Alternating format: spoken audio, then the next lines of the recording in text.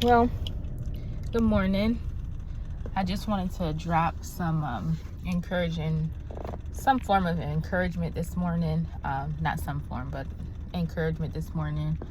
And I want to talk about I want to talk about, of course, healing. But I just really want to talk about just how the very thing that keeps you steady when when you're healing. And we know that healing is a process. It's not an easy process. It's a painful one. But what I want you to understand is that you don't have to dwell in the pain in your healing process. You face it. You face it rawly, and you deal with the pain. You deal with it. You face it head on. I believe that's one thing I learned in dealing with something such as trauma or childhood trauma or just hurt. And we know that's a huge thing that a lot of people face it on a daily basis.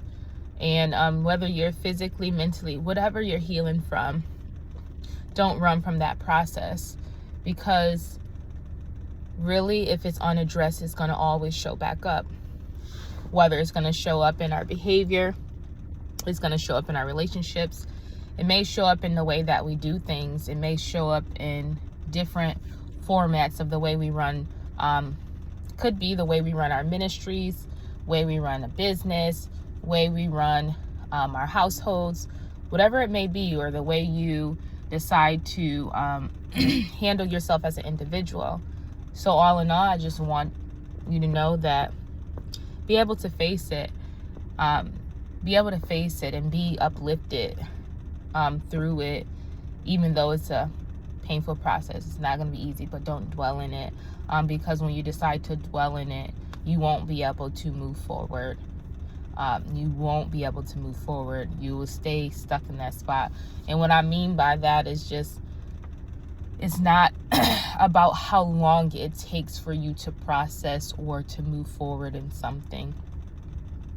I will say, don't ever put a time limit on the process of which God decides to want to heal you, or decides, I would say this, the way he decides that he wants to walk you through your healing, walk you through that valley, the way that he decides he wants to show you who he is in that process of healing. Don't ever put a time limit on it, because you don't want to walk through something so fast or think you're healed from something and it comes back and bombards you. Now, don't get me wrong. There's a temptation that will come back and will try to, because it talks about when Jesus was tempted, the enemy fled for a season, but he came back. He left only for a season, but he came back.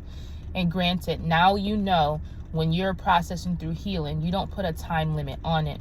You develop this, you allow God to develop a grace within you, a strength within you that is very sustainable in him, and a peace within you that's very sustainable in him.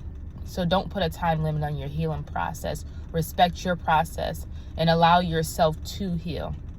Don't put a time limit on it at all, because if you do, then you're treading some dangerous waters and believing it's this way and that way.